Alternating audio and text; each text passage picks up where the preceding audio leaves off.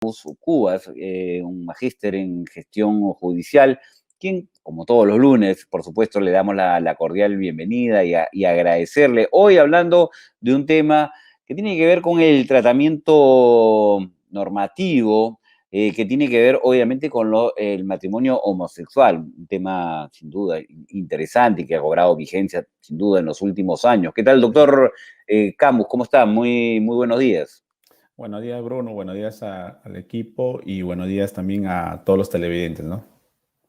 Correcto, a las 9:33 de la mañana. A ver, bueno, este tema que duda cabe, hay posturas radicales y no, pero fundamentalmente en el tratamiento del derecho.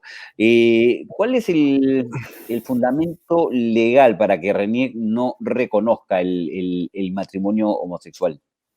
A ver, bueno, ante todo, buenos días. El tema pasa, creo que por entender un tema de que la entidad, o sea, es decir, las instituciones legales Ujú. lo sitúan al tema de la identidad como un formalismo legal, ¿no? Netamente, ¿no? Porque lo que pasa es que RENIEC tiene sus disposiciones y que también obviamente eso le remite a un código civil, como en este caso es el 234 del Código Civil.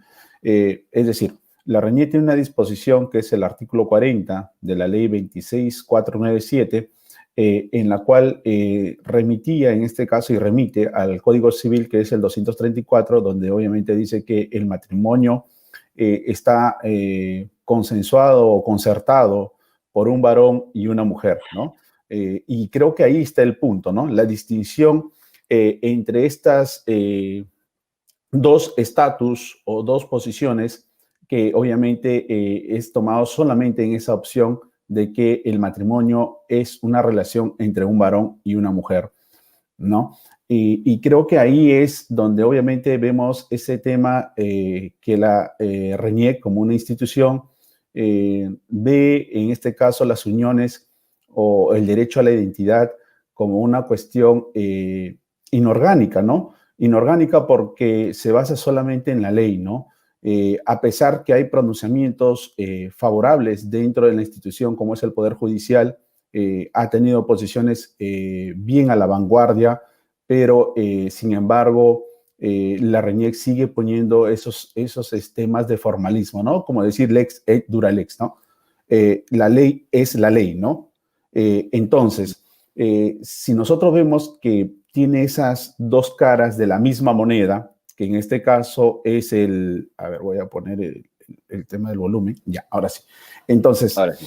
el tema de que si son, tanto el varón como la mujer, no es que sean diferentes, ¿no? Muy por el contrario, Ujú. son muy semejantes, ¿no? Y tanto es así que si hay una posición muy superior en uno de estos géneros, obviamente se nota la gran diferencia y se nota obviamente el caos, ¿no? Es decir, tomemos a la institución como, en cuestión de géneros, como una cuestión orgánica, ¿no? No solamente matizarlo, no solamente decir que el género es a partir de una connotación netamente legal y como que viene de arriba hacia abajo, ¿no? Es decir, hay solamente un varón y una mujer. Y como tú bien lo has dicho, ¿no? El tema del Papa que acaba de reconocer y que apoya las uniones homosexuales, ¿no? Él Correcto. mismo lo ha dicho.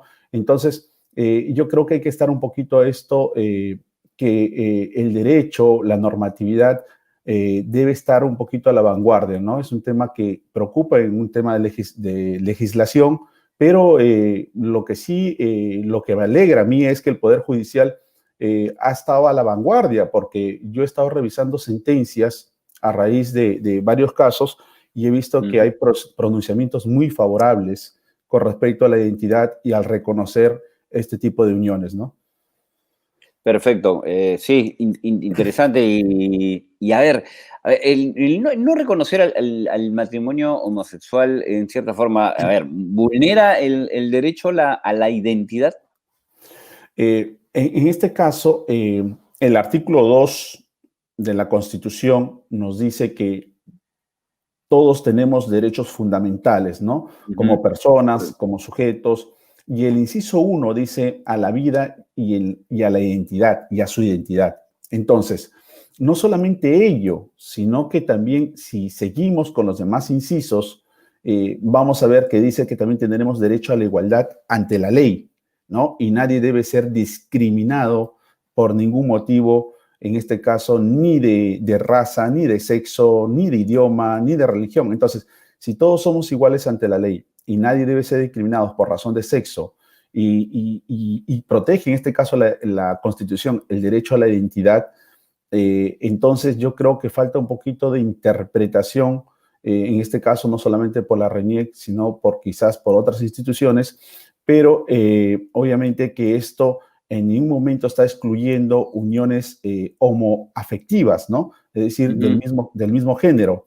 Entonces, además que el derecho a la identidad también tiene dos aspectos o dos vertientes, ¿no? Una de carácter objetivo, ¿no? Es decir, todos tienen derecho a ser reconocidos por lo que es, ¿no? Y por el modo tal como son, es decir, el carácter objetivo, que en este caso la identidad involucra no solamente el nombre, el seudónimo, los registros, la herencia, la genética, las características corporales, es decir, hay un sinnúmero de adjetivizaciones por lo cual llega a objetivarse el derecho a la identidad, ¿no? Como el nombre, por decir. Ahora, en cuanto a su parte subjetiva, ¿no? La identidad sería la ideología, la identidad cultural, los valores, la reputación. Entonces, tiene dos aspectos. En todo caso, el no reconocerse, yo creo que a la luz de estos nuevos embates, a la luz de cómo lo reconoce el mismo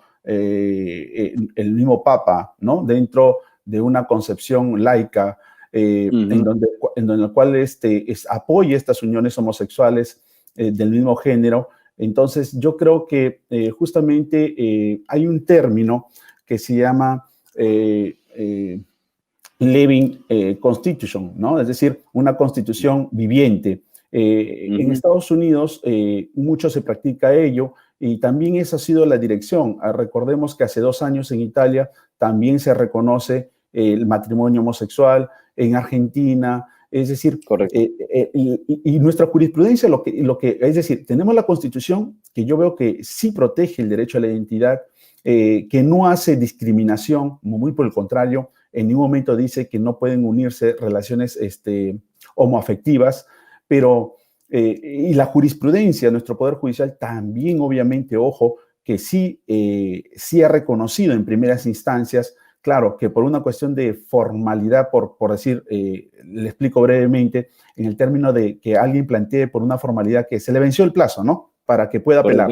Entonces planteo que obviamente ha habido una excepción, por decir, de prescripción, ¿no? Tuvo que ponerlo durante los 60 días y no lo puso. Pero en cuestiones de fondo, el Poder Judicial ha estado a la vanguardia. Se ha pronunciado con respecto a este derecho a la identidad y ha tomado justamente esta posición, ¿no?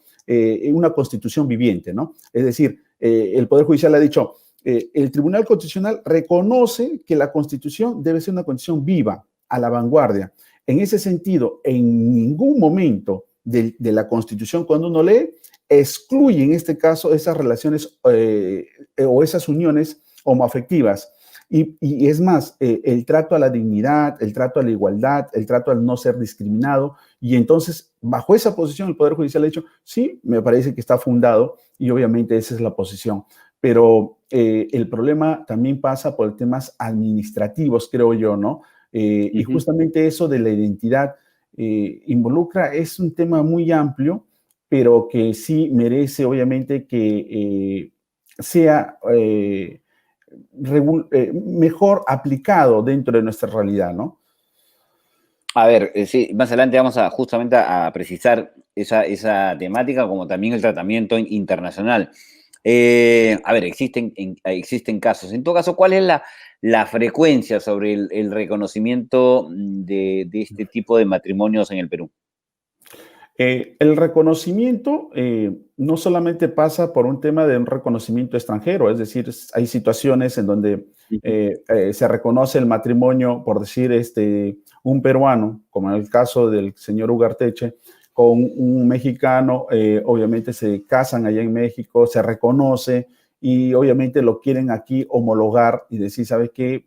Ponme mi DNI, como en este caso, casado, ¿no? Y con tal persona, ¿no? Es decir, quieren el reconocimiento. O en todo caso, en situaciones como, por ejemplo, hemos visto también, no involucrado directamente, pero sí hay situaciones que en las cuales, por decir, en el caso de que, y voy a contar de brevemente, en el año 2005, ¿no? En el año 2005 se interpuso una acción de habeas corpus, ¿no? Contra la RENIEC, ¿no? Contra la RENIEC. Correcto.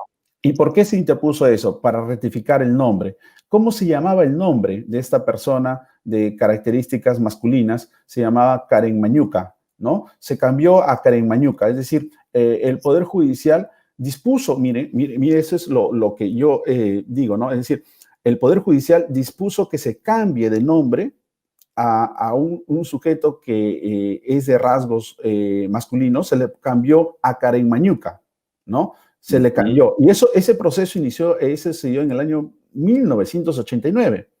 ¿Qué pasó? Que un día a Karen Mañuca se le perdió el DNI, se le extravió y por lo tanto quiso tramitar el duplicado. Cuando quiere tramitar el duplicado, la RENIEC le pone ciertas trabas administrativas, ¿no? Porque le dice, ¿sabes qué? No corresponde quizás a tus partidas de matrimonio. En todo caso, a tu partida de nacimiento. En todo caso, necesito mayor documentación. Entonces, Karen Mañuca ese ni siquiera dilata en el tiempo, presenta los documentos que tiene que presentar, sin embargo, le siguen denegando. Entonces, vemos ahí, por decir, el ejemplo, ¿no? Es decir, que a pesar que el Poder Judicial le cambió, le rectificó el nombre, ¿no? De este varón porque quiso identificarse con el nombre de Caramañuca y sin embargo la RENIEC para sacar el duplicado le puso el obstáculo. Ese es uno de los casos, pero hay otro caso también por decir que fue en el año 2009, pero ya no con un habeas corpus, sino con una acción de amparo contra la RENIEC también, con el objeto que se le restituya su estado civil de soltera, dado que no estaba casada por lo civil. Pero, ¿por qué? Porque en este caso a la señora Delia le estaba afectando el derecho a la pensión de orfandad, es decir, por el tema de su padre, ¿no? Es decir, fallece su padre, la señora Delia, y la señora Delia quería, obviamente, percibir esa pensión, pero no podía porque estaba condicionado a que estaba soltera, pero en este caso dice que estaba casada. Entonces, hace toda una serie de trámites e igualmente, obviamente, sucede este tipo de situaciones en las cuales tiene que batallar con la entidad de la RENIEC. Pero actualmente, ¿no? Justamente ese es el punto. El 3 de noviembre, en el expediente 1739-2018, ¿no? A través de un proceso de amparo, el señor Oscar con el señor Fidel requieren, obviamente, que se le reconozca el derecho a la identidad y, sin embargo, el Tribunal Constitucional ya ha declarado que esto es improcedente, ¿no? No por unanimidad, pero sí por mayoría, donde ellos solicitaban que se le registre su matrimonio civil con un ciudadano mexicano. Pero, es decir, tampoco se ha pronunciado sobre el fondo del Tribunal Constitucional. Es decir, todavía está dejando a salvo el derecho, ¿no? Es decir, le ha dicho improcedente, ¿no? No le ha dicho infundado. Pero, es decir, vemos que esta es la frecuencia que hay, ¿no? Y ojo, que a la luz de toda esta corriente de la LGTB o toda esta corriente que creo que hay una especie de, en un buen sentido, ¿no? En un buen sentido hay una especie de desobediencia civil porque obviamente quiere que se reconozca tal como son en cuanto a su derecho a la identidad, ¿no? Correcto, sí, interesante. A ver, esto que tiene que ver con las normas, ¿debería haber un cambio normativo para su reconocimiento legal? ¿Qué es lo que se sugiere, digamos, con respecto a las modificaciones? A ver, comencemos primero, es decir,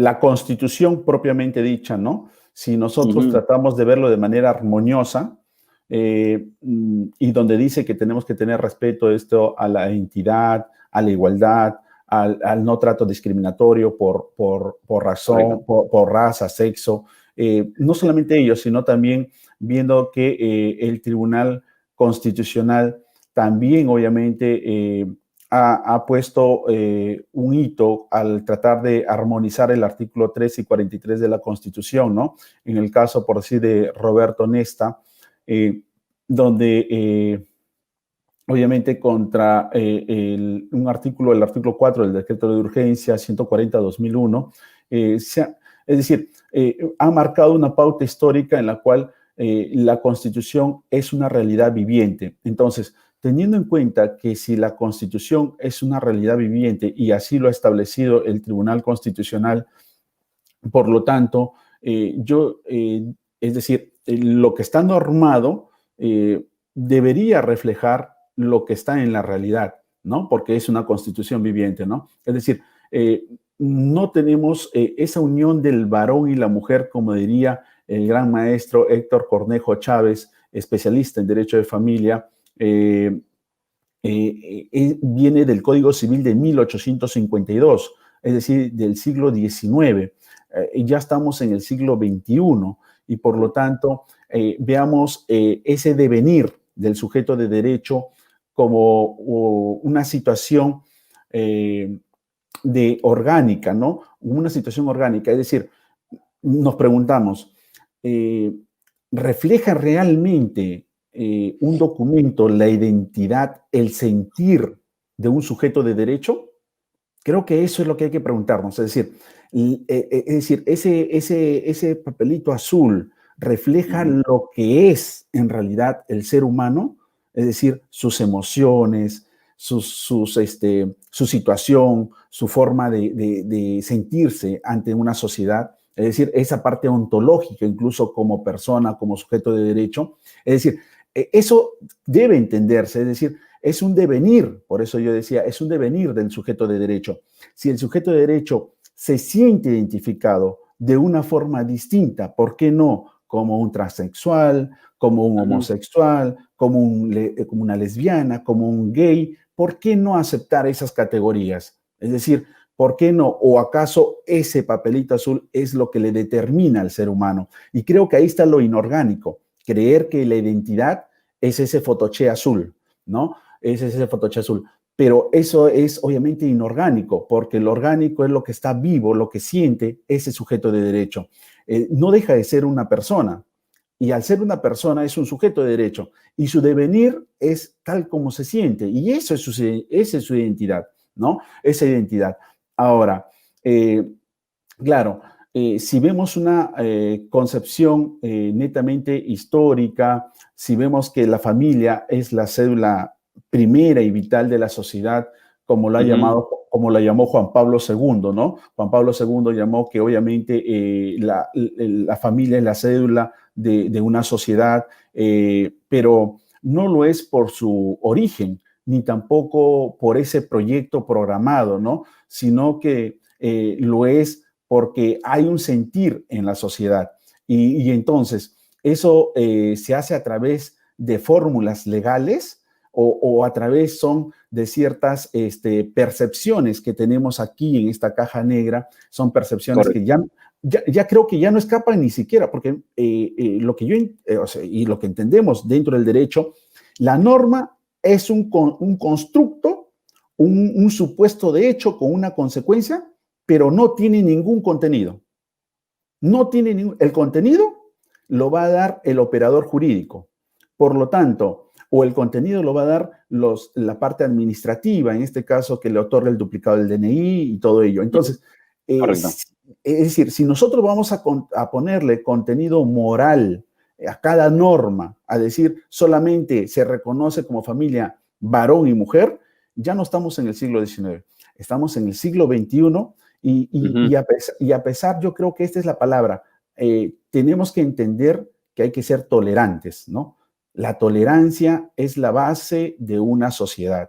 Sin duda, sin duda. Y si hay sujetos de derechos que se sienten en su devenir, como diría, ¿no? En el mito de Tiresias, si se sienten en su devenir, no como varón ni como mujer, entonces, ¿por qué no en este caso regularlo de una vez y zanjar el tema? Pero eso le corresponde al legislador, ¿no? El legislador tendrá que promover un proyecto en ese sentido. Más aún si la religión, en este caso el Papa, ha apoyado este tipo de uniones civiles entre dos de la misma categoría, del mismo sexo, ¿no? Correcto. Aquí simplemente para recoger algunos comentarios y también alguna pregunta de Ramón Mujica Ceballos, por supuesto agradeciéndole su participación y queríamos leer básicamente su comentario. La Constitución Política Peruana asume la postura de identidad de género, no ideología de género, ¿no? A ver, la institución del matrimonio viene desde antes que existía el Perú como república y no es claro, un documento y no se trata de sentirse, ¿no? Por supuesto, agradeciendo a Ramón por participar y, por supuesto, invitando también a todas las personas que quieran sumarse. Ramón también no tiene nada que ver con las instituciones históricas ni con el sentido percibir. ¿Cuál es la naturaleza jurídica del matrimonio? Nos pregunta. Claro. Héctor Cornejo Chávez es el que estoy haciendo no una apelación de autoridad, sino estoy haciendo quien hizo la reforma del proyecto, el que vio la reforma del Código Civil que tenemos ahora, de 1984, ¿no? Y Héctor Cornejo Chávez, en su propia pluma, ¿no? En este caso, él reconoció que obviamente, y lo tengo aquí de manera puntual, donde dice algo que me parece bien fundamental, ¿no? Dice, aquí tengo el libro, y justamente lo había señalado, dice aquí, no hay código capaz de evitar ni sentencia judicial que lo impida a las familias en cuanto a su devenir, ¿no? En cuanto a su devenir. Es decir, es más, dice aquí, el código no llega a las esencias del amor y sin él ni el matrimonio ni la familia son fecundos. Y luego dice otro párrafo, y acá lo tengo el párrafo específicamente, es Héctor Cornejo Chávez, del año 1999, es la 10ª edición, Derecho Familiar Peruano, y él mismo que tiene la autoridad, ¿no? En este caso dice, más que obligaciones jurídicas, se trata de deberes morales, ¿no? Eso es lo que nos dice aquí. Más que de tratamiento jurídico, se trata de un tratamiento moral. Entonces la pregunta es, ¿la moral es cambiante o no es cambiante? ¿La moral quién la define? ¿La define la ley o la define una sociedad?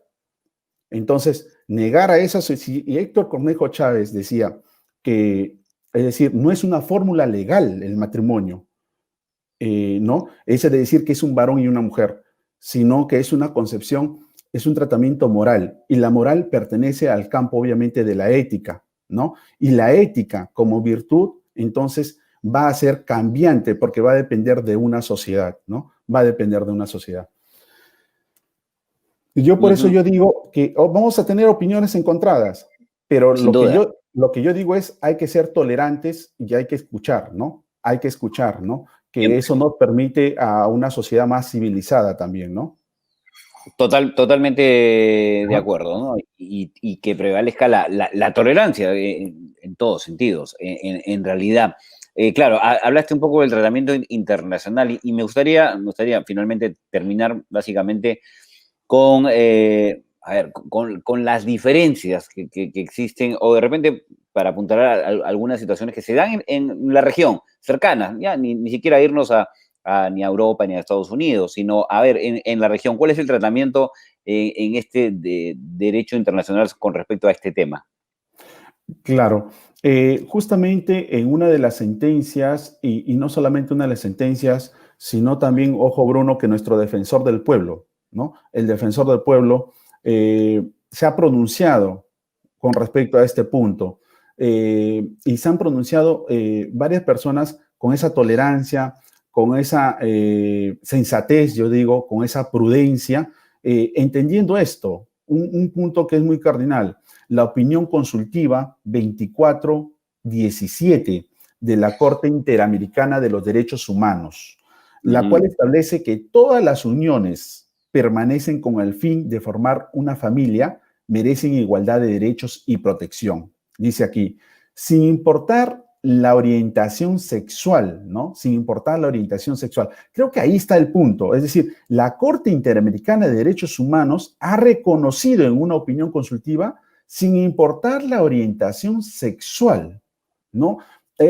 Y ahora, teniendo en cuenta que la Constitución tiene el mismo rango que los tratados, que los convenios, y entonces, ¿por qué no tener ese tratamiento, no? Situación que ha sido enfatizada también por el Defensor del Pueblo, esta opinión consultiva, y obviamente por muchos tratadistas, ¿no? Ese punto de que le da soporte de la Corte Interamericana y entender que la Constitución es una Constitución viva, que es una Constitución que tiene que estar acorde, que tiene que danzar con la realidad, como lo que siempre digo. Entonces, ahí yo creo que hay un buen soporte legal, ¿no? Es decir, si dentro de la jerarquía normativa, el artículo 51 dice, la Constitución tiene el mismo rango que un tratado o un convenio, y si el convenio donde nosotros estamos adheridos, que es la Convención Interamericana de Derechos Humanos, en una opinión consultiva, dijo bien claro que acepta la unión de matrimonio sin importar el tipo de género, entonces, ¿por qué no verlo desde un punto de vista a este género, ¿no? Como una cuestión, no, como siempre yo he dicho, no como diferencias, ¿no? Ok. No es como diferencias, sino que en realidad como una cuestión de tolerancia, de prudencia y también, y al margen también del género. Cuando hay un varón y una mujer, si es que encontramos diferencias, vamos a ver que esto perjudica al otro, ¿no? Entonces, yo creo que va por ahí, Bruno, va por ahí, va por el tema, como hemos dicho, de la tolerancia, ¿no? Correcto. Muchas gracias, doctor Camus. Como siempre, es un gusto tenerlo para abordar diferentes temas. Muchas gracias. Nos encontramos seguramente el próximo lunes. Gracias. Ok, nos vemos. Un abrazo. Nos vemos. Muchas gracias.